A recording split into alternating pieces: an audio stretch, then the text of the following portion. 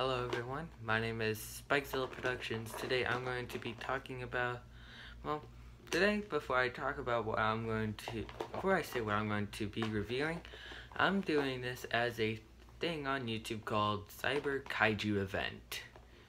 It's a online kaiju thing that's up until Sunday, July 20... Wait, what's today? Gotta check the time real quick. Oh, well, doesn't matter. But today, and Sunday, that's all I'm gonna say. But today we're going to talk about the Bandai Movie Monster Series Biollante, the Bandai Movie Monster Series Mecha King Ghidorah, and the Mothra Leo figure. Yeah, so first up, we're going to do Mothra Leo because she's easier to do. And yes, I call Mothra Leo because of the original in the English dub of the Mothra trilogy,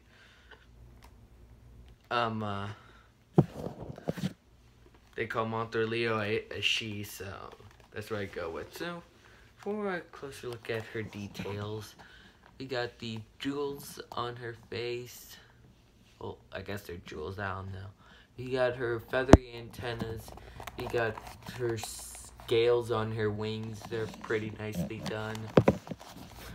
Her little stinger that was never used until KOTM. Her butt. Her legs, and her wing pattern is extremely beautiful, as Mothra Leo should, because Mothra Leo is a very colorful Mothra. In fact, I actually have the movies right here. So, yeah. That's cool. But, yeah. And Mothra, like I said, this version of Mothra appears in the Mothra trilogy, where Mothra, well, it's commonly referred to as the Mothra trilogy. It's actually called, lots of people refer to it as the ROM trilogy, but yeah, there are three kaiju films aimed more towards kids, and they star Mothra as the protagonist. In the first film, she fights a monster called Ghidorah. In the third one, she fights Dagara. And then in the third and final film, she fights Grand King Ghidorah, or just as they call him in the movie, King Ghidorah. And for articulation on Mothra, she has a simple sort of awkward head rotation, a rotation at her arms, and yeah, that's pretty much it, although you can make her flap her wings if you want. But yeah, that's pretty much it. Now here we have Biollante, the main green mother from outer space herself, and she's pretty badass looking. And she is cast in a dark green vinyl with a light green spray over it, with the orange painted nucleus, metallic purple eyes. Well, I guess that's more of a lavender, really. More of a pinkish purple now that I'm looking at it closely. But the inside of her mouth is painted nicely. There's a good look at her eye right there. And her mouth painted nicely. Mine does not have any fucked up paint near her mouth, which is good. I really wish the back vines were like these ones where they could rotate. And Biollante is from the film Godzilla vs. Biollante, where she was a genetically modified rose that was meant to survive deserts desert climate, but a scientist working on it died, and her spirit possessed one of the possessed a bunch of roses, and her father, who also worked there, spliced Godzilla cells in it. And pretty much she became a gigant. She started off being like using her vines to protect the lab from terrorists who were trying to make a deal with people to, well, either it was give them the G cells or Mount Miharagu's Boom, which had Godzilla in it. But pretty much Big Rose Biolante's in I can't remember what the lake was called in the movie, but she's in a lake, and her and Godzilla have a brief fight, but Godzilla emerges victorious in the battle. And throughout the movie, Biolante then appears in the final fight where she looks like this, and the two of them battle, and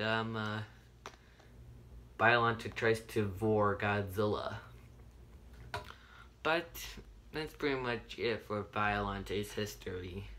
She is a possible candidate for the reason why Space Godzilla exists.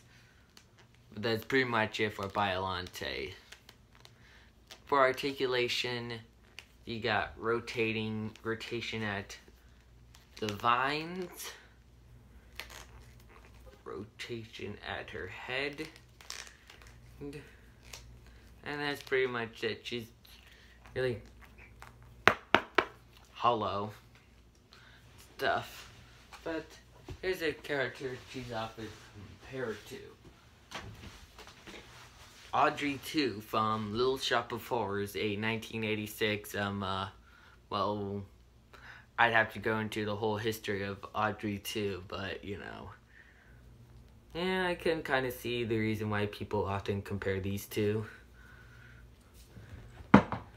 But that's pretty much it for Biolante. Super simple, and while we're here, I'll just go to Shokuyin Godzilla 1989, or just Heisei Godzilla as I call this. This is my first non-burning Godzilla version of Heisei Godzilla, but pretty much for articulation, he has rotation at the shoulders and rotation at the legs. Yeah, that's pretty much it for this guy. And you know what? I'm going to go ahead and introduce the Baby Yoda rating system with this guy. I rate this figure 1 hug, because it's a decent figure. For Biolante, I give it a kiss.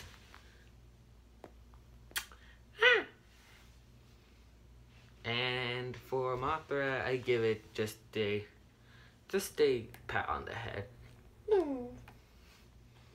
And now for the final figure.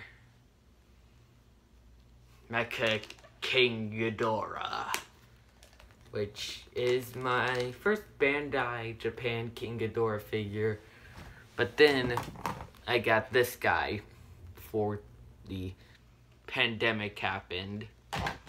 But yeah, this is a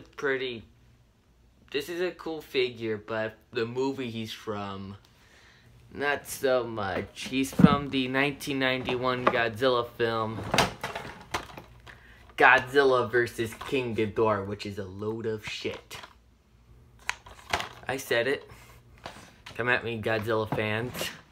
Come at me, I dare you. I double dare you. The Heisei series ain't perfect. Sorry.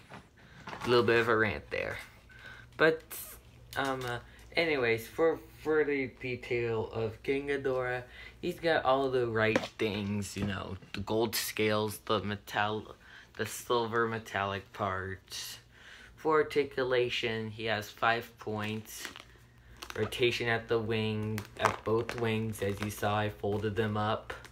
against his back. He has the rotation at the tail if you pop the glue seal like I did. And then he has swiveling legs. That's pretty much it for King Ghidorah. I rated a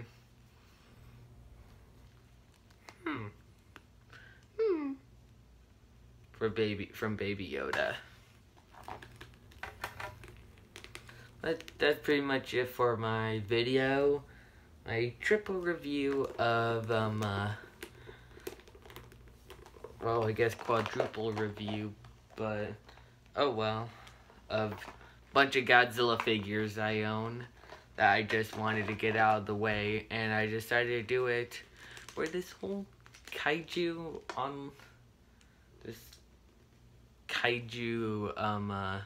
Cyber Kaiju event. Yeah, that's pretty much it for this video. Hope to see you guys in the next video. Goodbye.